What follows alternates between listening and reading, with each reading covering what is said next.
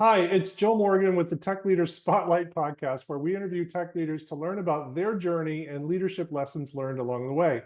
This show is brought to you by the No Regret Money Plan, created for smart tech professionals who know they're doing well, but aren't certain if it's enough. We help you invest cash wisely, make the most of stock awards, minimize your tax bill, and create clarity and confidence so you can spend less time worrying and more time living the life you want. If you'd like more information, please look me up on LinkedIn. That's Joe Morgan at Best Financial Life. Okay, today on our podcast, I'm very excited. We have Samira Arabgol, who is a software engineer at Amazon. Samira is an experienced leader who specializes in building scalable modular web applications. Thank you for joining us today, Samira. Thank you for inviting me. Great. So let's start with that phrase, building scalable modular web applications. What does that mean to you? Yeah, so if I want to put it in simple words, it's basically when you have an application, you want to make sure that it's modular, meaning that you have these small components or unit that are usable in other parts. So you're not basically repeating yourself, or you're not building something that is already there. So you can just use it. And when we say scalable, means that we can build in a way that you can add to the components you build in a scalable way, actually. So yeah, this is basically, in just simple words, is just how we build softwares. And when you're doing scalable and modular, do those sometimes conflict? Do you have to make trade-off decisions? No, they are not conflict, and they are basically relate to each other. So when we say modular, means that basically you don't. So we are very focused on don't uh, like duplicate codes. So making a code duplication is a big mistake in software. So in order to not to do that, so we make everything in a way that is like component based, and we make a lot of abstractions. So you want to use the same component if you need to use it in multiple places. Yeah. Okay. And you've got a lot of experience in tech, and I'm curious, in terms of leadership. This is a podcast about leadership in the tech space. What does leadership specifically in the tech world, what does that mean to you? So basically, in tech, leadership isn't really about job titles. So I'm a level 5 front-end engineer at Amazon, and even though I don't have direct reports, I still lead every day. So in tech, basically, leadership is about ownership. It's about clarity and helping others to succeed. So sometimes that's mentoring a junior engineer, not just fixing their problems, but help them and walk them through the whole thought process, so they're more confident next time. And there are other times that you step into a meeting that there are lots of debates, and you're that calm voice that says that, hey, let's pause, let's align, let's figure this out together.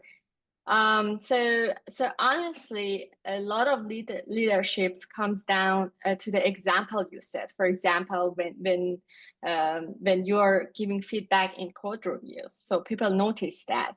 So how you respond something when something is breaking, and how you treat others when there is pressure on people. So these little actions send a strong signals.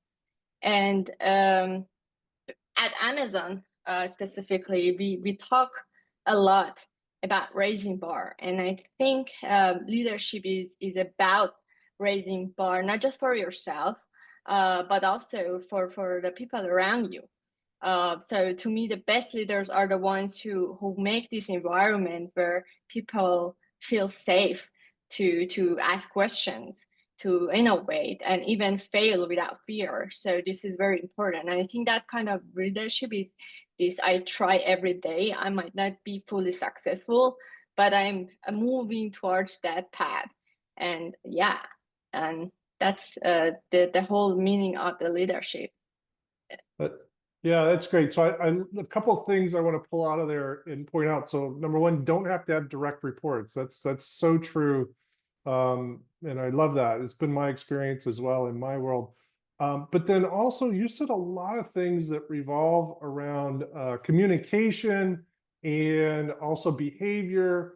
And what comes to mind is like the EQ, right? Emotional quotient of how you Yeah, interact, right? And that's not right. something that um, comes naturally for everybody. So I'm curious, does that come naturally for you, or have you worked on that? How have you developed that? Definitely it requires soft skill. So we talk about soft skill here, not technical skill. So communication is very important that it comes by practice and experience. We really need to do a lot of learning around that because in tech specifically, or when you're working in a professional environment, communication has different meanings and it's more complicated. And it's important. It's not just something that comes by nature. Part of it, yes, but a big part of it is a scale that you have to earn. You have to read documentation. You have to read articles, think about it, and yeah, and it's a very very important things when especially in big tech companies. Yeah.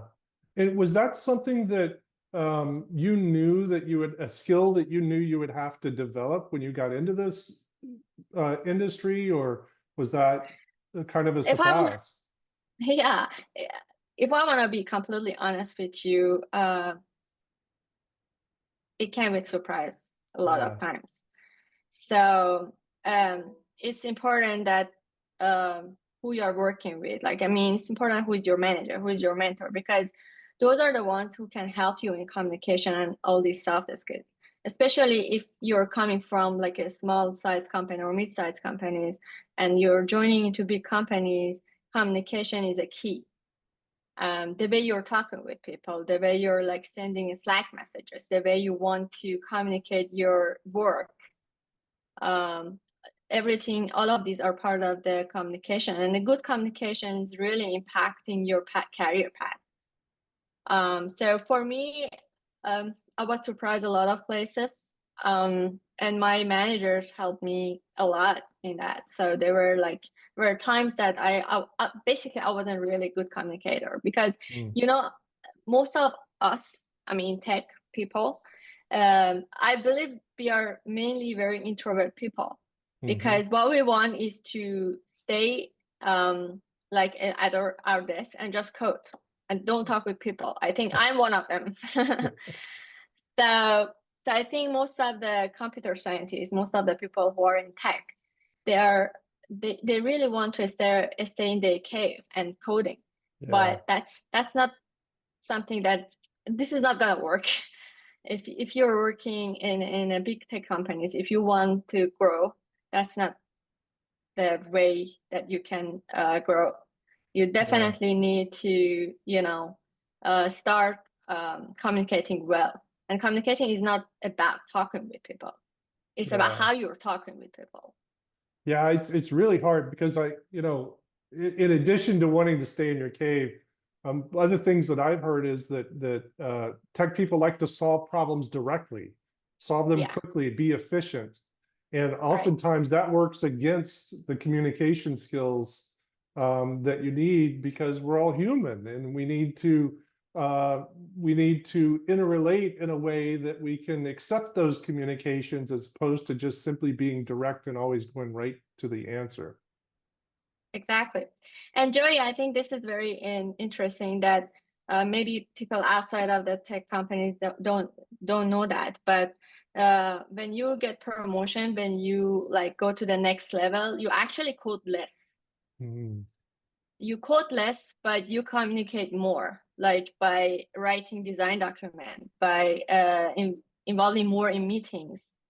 So like junior developers, junior software engineers, they code more than senior software Mm. engineer. And the reason is that soft skill is very important when you want to grow, when you want to grow to the next level. Yeah, it's interesting how those skill demands change as your career progresses, and you're not always, not always prepared for that sometimes. Well, that leads to my next question, which is really about the job market today, which is in a little bit of turmoil, the layoffs kind of everywhere. And at the same time, a lot of really good people out there looking for work, and a lot of job openings, or at least what look to be good job openings. So my question to you is this: for someone who's working today like you are, what can people do who are working to prepare themselves or make themselves better equipped to survive a layoff? Because one of the things that we don't understand, if you've never been laid off before, it's always 100% surprise. You never see Yeah. it coming. So what can we be doing now that we know there's things going on in the industry that we might get laid off, or people are getting laid off, to help us better survive that? Yeah, job market in tech is definitely challenging right now. And I think the best way to future-proof yourself is to focus on a couple of things. And one of the most important things is keep learning. Tech changes so quickly. So the tools I used 5 years ago aren't necessarily the ones that I use today. So staying curious, picking up new skills, whether it's cloud, it's AR, or deepening your fundamental is what it keeps you relevant in the current job market.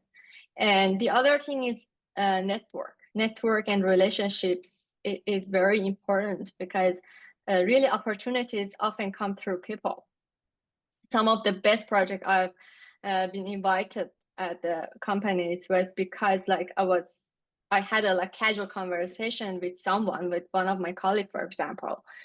So building genuine relationships inside and outside the company is one of the strongest safety nets that you can have. Yeah, I think it's very important, network and relationships. A lot of doors opens because of conversations and not just applications. Yeah. And the other thing that it's important is visibility, which I'm not good at it, to be honest. It's not just about doing a good work. It's about how you're sharing your work. It's very important, and it could mean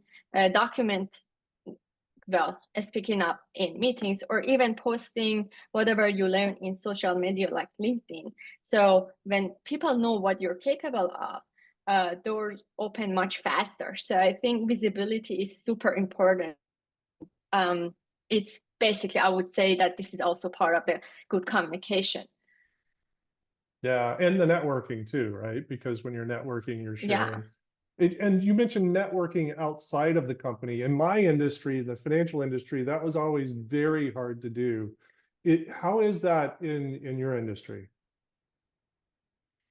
So I think so you should have impact, not just within the company that you're working, even outside of your company in many different ways. Like you can be a good YouTuber, right? Like you're doing right now.